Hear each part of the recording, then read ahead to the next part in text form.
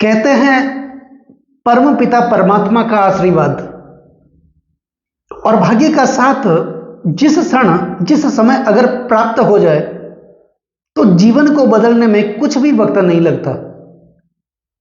हमारे सौर परिवार के सबसे बड़े ग्रह, सबसे शुभ ग्रह, जिन्हें गुरु का पद प्राप्त है, जिन्हें देवताओं का गुरु कहा जाता है, जिनकी दृष्टियों में अमृत पाया जाता है और जिनके पास सबसे ज्यादा कारकत्व है, देवगुरु बृहस्पति, और जिन्हें गुरु कहा जाता है। गुरु वह दीपक होता है जो स्वयं तो जलता है लेकिन पूरे जगत को प्रकाशित कर देता है। हमारी संतान के कारक, ज्ञान के कारक, शिक्षा के कारक, धर्म और अध्यात्म के कारक, दांपत्य सुख के कारक, वैवाहिक सुख के कारक और विशेष करके हमारे भाग्य का लेखा जोखा अपने पास रखने वाले भाग्य के कारक देवगुरु बृहस्पति 12 महीनों के बाद राशि परिवर्तन करने जा रहे हैं।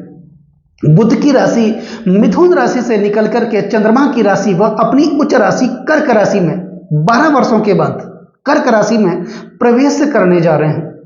दोस्तों, देवगुरु बृहस्पति, जिन्हें देवताओं का गुरु कहा जाता है और गुरु का पद परम पिता परमात्मा से भी शास्त्रों में बड़ा माना है। गुरुर ब्रह्मा गुरुर विष्णु गुरुर देवो महेश्वराय गुरुर साक्षात परम ब्रह्म तस्मै श्री गुरुवे नमः। अखंड मंडलाकारम व्याप्तम येन चराचरम तद पदम दर्शित येन तस्मै श्री गुरुवे नमः। अज्ञान तिमिराधस्य ज्ञाना जन्म शलाकया चक्षु उर्मिलतैन येन तस्मै श्री गुरुवे नमः। हमारे भीतर के अंधकार को मिटा करके रोशनी की एक किरण दिखाने वाले, उम्मीद की एक किरण दिखाने वाले देवगुरु बृहस्पति 12 वर्षों के बाद अपनी उच्च राशि कर्क राशि में प्रवेश करने जा रहे हैं। 18 अक्टूबर 2025 का वो दिन होगा जिस दिन बृहस्पति मिथुन राशि से निकल करके अपनी उच्च राशि और अतिचारी अवस्था में, इस समय बृहस्पति अतिचारी अवस्था में चल रहे हैं और पुनर्वसु नक्षत्र में चल रहे हैं, जो कि बृहस्पति का अपना खुद का नक्षत्र है, और ऐसे में वो अपनी उच्च राशि में प्रवेश करने जा रहे हैं। तो बृहस्पति के इस राशि परिवर्तन का प्रभाव मकर राशि वाले जातकों के जीवन पर किस प्रकार देखने को मिलेगा, इस वीडियो के माध्यम से हम जानने वाले हैं और समझने वाले हैं। दोस्तों, ये जो राशिफल है आपकी जन्म की राशि चंद्र राशि पर आधारित है, और अगर आप मेरे साथ चर्चा करना चाहते हैं, अपनी जन्म कुंडली का विश्लेषण मुझसे करवाना चाहते हैं, तो सिर्फ वीडियो और चैनल के डिस्क्रिप्शन में मेरे कॉन्टेक्ट नंबर है, आप मेरा संपर्क कर सकते हैं। तो बृहस्पति 18 अक्टूबर 2025 को राशि परिवर्तन करेंगे और 5 दिसंबर 2025 तक लगभग 44-45 दिनों का यह समय होगा बृहस्पति कर्क राशि में रहेंगे, क्योंकि उसके बाद बृहस्पति वापस वक्री भी होंगे, मिथुन राशि में जाएंगे और उसके बाद वापस ये कर्क राशि में वापस प्रवेश करेंगे। तो मकर राशि वाले जातकों के लिए देवगुरु बृहस्पति छठे भाव से निकल करके सप्तम भाव केंद्र भाव में अपनी उच्च राशि कर्क राशि में प्रवेश करने वाले हैं। तो किस प्रकार का फलाफल होगा, यह आज जानने का और समझने का विषय है। मकर राशि वाले जातकों के लिए सबसे पहले मैं आपको बता दूं, 29 मार्च 2025 को शनिदेव ने अपना राशि परिवर्तन किया था। इसी के साथ ही शनिदेव कुंभ राशि, अपनी मूल त्रिकोण राशि कुंभ राशि से निकल करके देवगुरु बृहस्पति की मीन राशि में विराजमान हुए और शनि की 7.5 का मकर राशि वाले जातकों के लिए अंत हुआ। तो शनिदेव ने इस समय 7.5 के 7.5 साल में कष्ट दिए होंगे। शनिदेव ने दबाया होगा, गिराया होगा, तपाया होगा, मृत्यु तुल्य कष्ट दिए होंगे, आपको जांचा होगा, परखा होगा। इस समय बहुत सारी विकट परिस्थितियों का सामना शनिदेव ने करवाया होगा, लेकिन अब तो 7.5 का अंत भी हो चुका है और ऐसे में शनिदेव कर्म के कारक हैं और बृहस्पति भाग्य के कारक माने जाते हैं। तो भाग्य के देवता, भाग्य का लेखा जोखा अपने पास रखने वाले देवगुरु बृहस्पति अपनी उच्च राशि में 12 वर्षों के बाद आ रहे हैं। अब मकर राशि वाले जातकों के छठे भाव में ये विराजमान थे। तो जिन लोगों ने, अब छठा भाव किसका होता है, रोग, ऋण और शत्रु का, षड्यंत्रों का, दुखों का, संघर्षों का। तो जिन लोगों ने दुख झेले होंगे, संघर्ष किया होगा, जिनके खिलाफ षड्यंत्र भी हुआ होगा, कर्जों से संबंधित समस्याओं का सामना भी किया होगा, ज्यादातर पैसे हॉस्पिटल के खर्चों में खर्च हुए होंगे, माता पिता के स्वास्थ्य को लेकर चिंतित रहे होंगे, अपने खुद के स्वास्थ्य को लेकर आप चिंतित रहे होंगे, छोटी मोटी बीमारियां परेशान कर रही होगी। ऐसी स्थितियां मकर राशि वाले जातकों के लिए चल रही थी। लेकिन 18 अक्टूबर के बाद जैसे ही बृहस्पति छठे भाव से निकल करके सप्तम भाव में, केंद्र भाव में आएंगे, इस प्रकार की अशुभ परिस्थितियों का यह नाश करने वाले हैं। अब सबसे बड़ी बात, मकर राशि वाले जातकों के सप्तम भाव के अंदर अपनी उच्च राशि में आ रहे हैं। दोस्तों, बृहस्पति, आपने पंच महापुरुष राजयोग का नाम सुना होगा, जिनमें एक पंच महापुरुष राजयोग बनता है हंस नामक पंच महापुरुष राजयोग। बृहस्पति जब केंद्र भाव में, केंद्र भाव कुंडली का लग्न भाव, चतुर्थ भाव, सप्तम भाव और दसम भाव, इन भावों को केंद्र भाव कहा जाता है। और केंद्र भाव में बृहस्पति या तो अपनी स्वराशि धनु राशि या मीन राशि में हो, या फिर अपनी उच्च राशि कर्क राशि में हो, उस स्थिति में हंस नामक पंच महापुरुष राजयोग का निर्माण करते हैं। तो बृहस्पति मकर राशि वाले जातकों के सप्तम भाव के में आ रहे हैं। तो ये जो समय रहेगा 44-45 दिनों का समय, यह जीवन को बदलने वाला होगा। परम पिता परमात्मा का साथ यहां पर आपको प्राप्त होगा। कुछ न कुछ परिवर्तन जीवन में देखने को मिलेगा। अब सप्तम भाव होता है विवाह का, सप्तम भाव होता है पति पत्नी का, दांपत्य सुख का।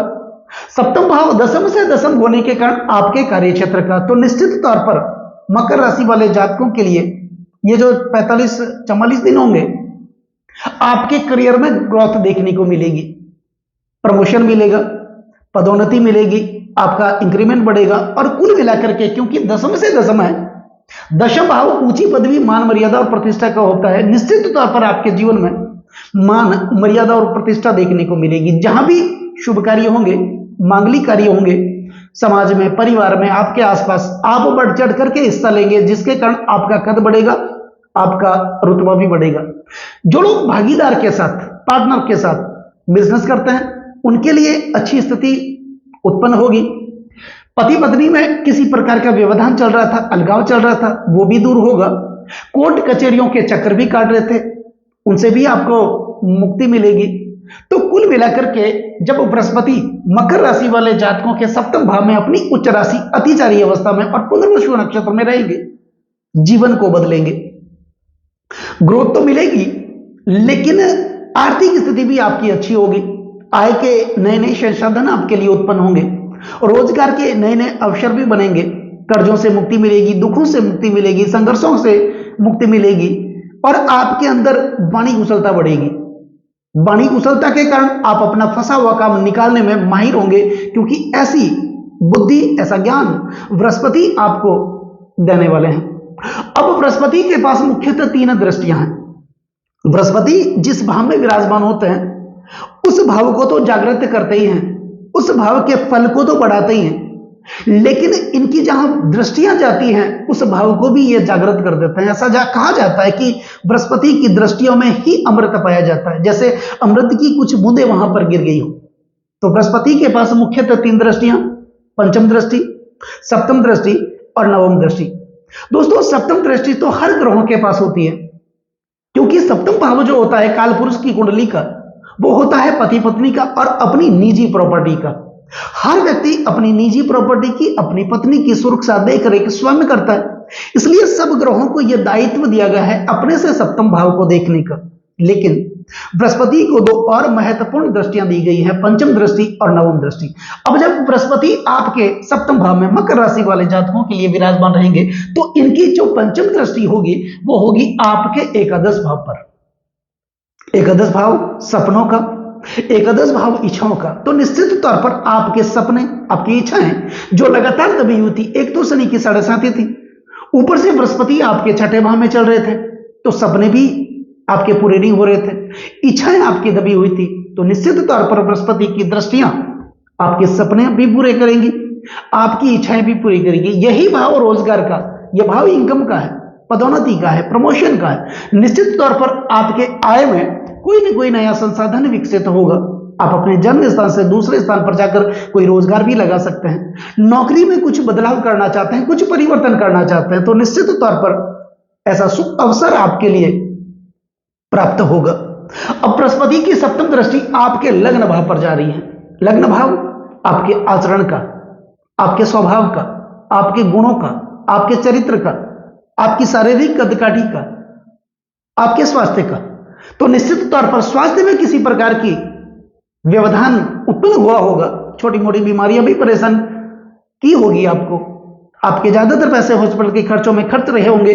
माता पिता, बच्चे, संतान और अपनी पत्नी के स्वास्थ्य को लेकर आप चिंतित रहे होंगे, क्योंकि बृहस्पति छठे भाव में, रोग भाव में ही चल रहे थे।